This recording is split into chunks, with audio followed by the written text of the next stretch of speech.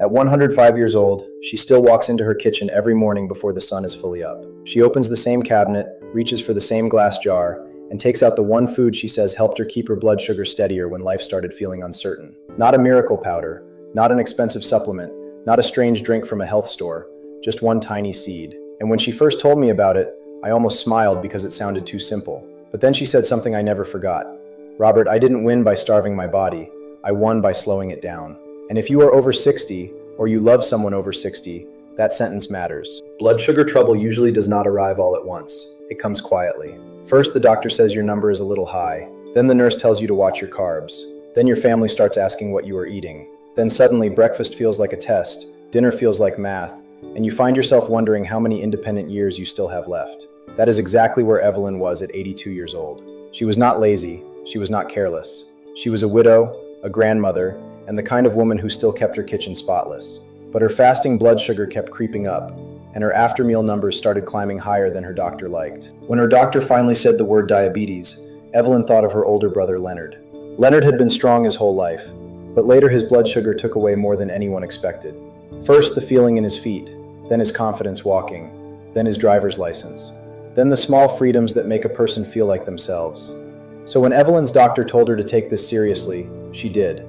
She did not panic. She did not pretend. She made one promise to herself. I will not ignore this. Now, before I tell you the food, I want to be clear. This is not a replacement for your doctor. This is not permission to stop medication. This is not a cure. If you take insulin, diabetes pills, or any medicine that affects your blood sugar, talk to your doctor before changing your routine.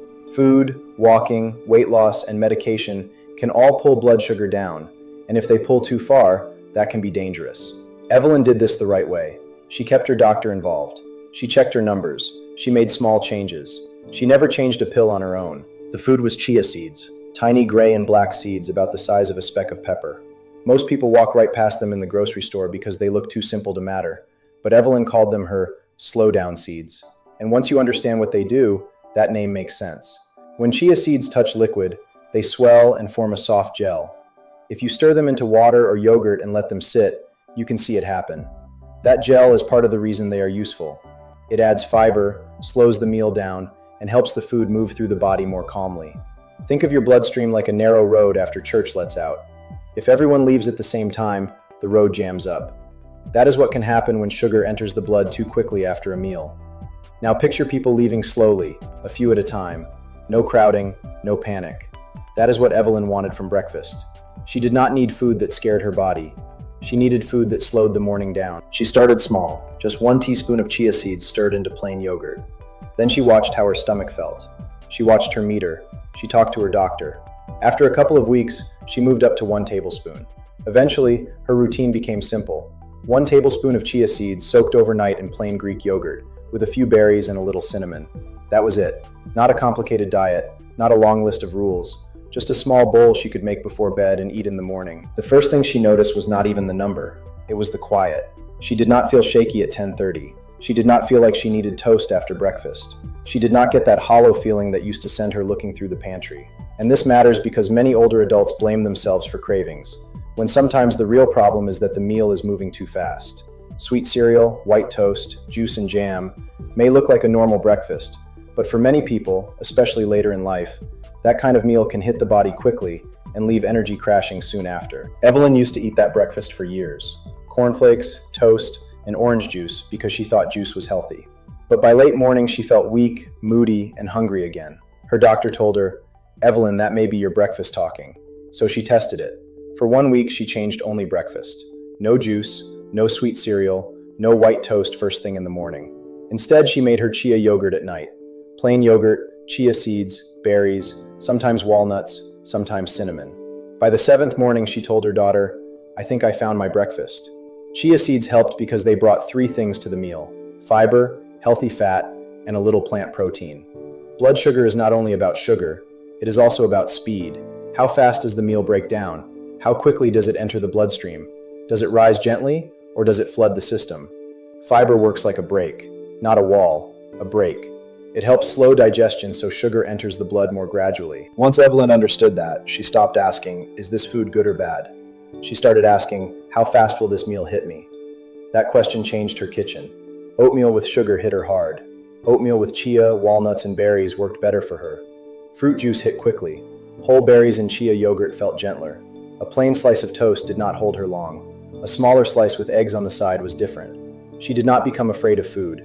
She learned how to slow food down. Now, if you tried chia seeds, there are a few rules. First, do not eat them dry by the spoonful. They swell, so soak them first in water, milk, yogurt, or oatmeal. Let them sit at least 10 to 15 minutes. Overnight is even easier. Second, start small. Chia seeds are high in fiber, and too much too fast can cause bloating or constipation. Third, drink enough water. Fiber needs fluid. And fourth, if you use blood sugar medication, do not treat lower numbers like a contest. Safe numbers matter more than impressive numbers. If your readings begin dropping, talk to your doctor. Evelyn kept a small notebook by her meter. Every morning she wrote down her fasting number.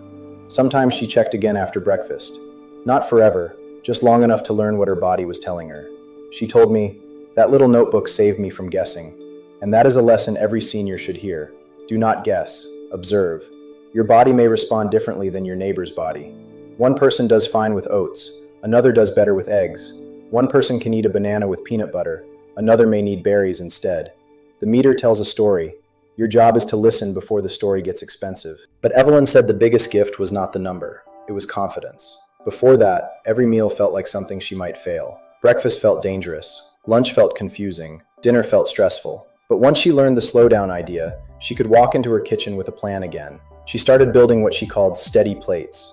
Protein first, fiber every time, healthy fat in small amounts, starches measured instead of guessed. And her favorite rule was simple: no naked carbs. If she ate an apple, she added peanut butter. If she ate oatmeal, she added chia and walnuts. If she ate soup, she chose beans or lentils more often than noodles. If she wanted something sweet, she ate it after a real meal, not alone at night when her body was tired. That is not punishment, that is strategy. And seniors need strategy more than shame. Shame does not help people eat better, it just makes them quiet. Evelyn decided she was too old to lie to people trying to help her, so she told her doctor what she ate. She told her daughter what was hard, and she admitted that her biggest trouble time was not breakfast.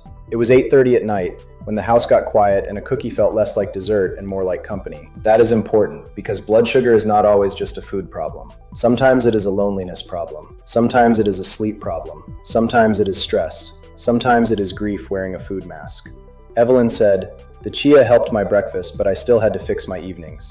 So after dinner, she made hot tea and called one person. Her granddaughter, her sister-in-law, a neighbor, someone from church. One call, 10 minutes. And many nights the craving passed.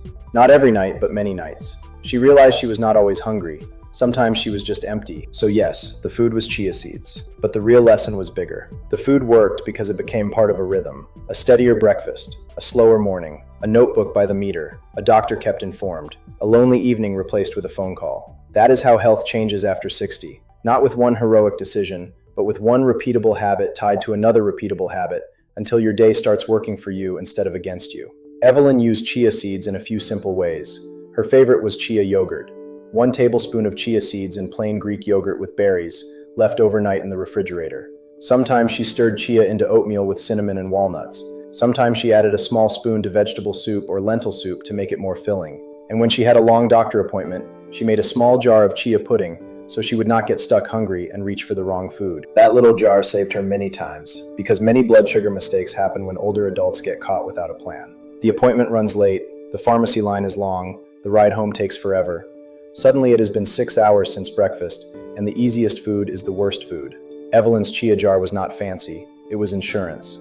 Now, can one food fix everything? No. Anyone who tells you one food can fix everything is selling you something. Chia seeds did not replace Evelyn's doctor. They did not erase age.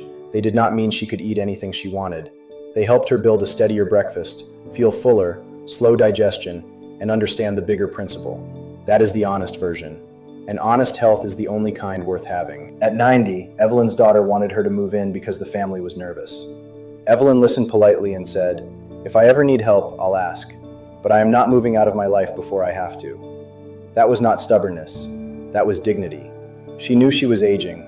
She knew there were no guarantees. But every morning she kept her routine. She was voting for one more day in her own home. One bowl, one walk, one phone call, one honest reading, one doctor visit kept. One meal slowed down instead of feared. At 105, she still uses a cane. She does not pretend old age disappeared. Her grandson helps with things around the house. Her daughter drives her to longer appointments. But old age did not take everything. And that is the real goal. Not to become young again. Not to chase perfect numbers.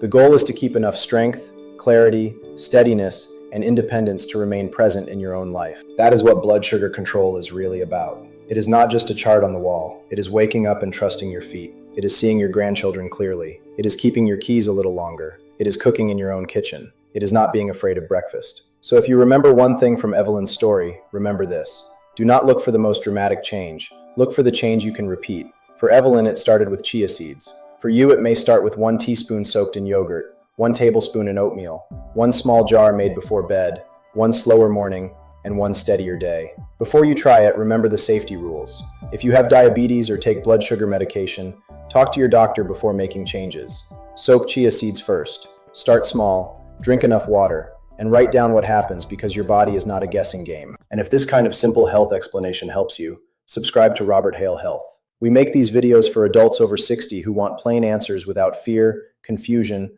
or medical language that makes you feel talked down to. Now tell me in the comments, have you ever tried chia seeds? And what breakfast gives you the steadiest morning? Evelyn says the best advice is the kind that fits on a spoon. At 105, she still keeps that spoon by the stove. Not because chia seeds are magic, but because small things, done faithfully, can still protect a big life.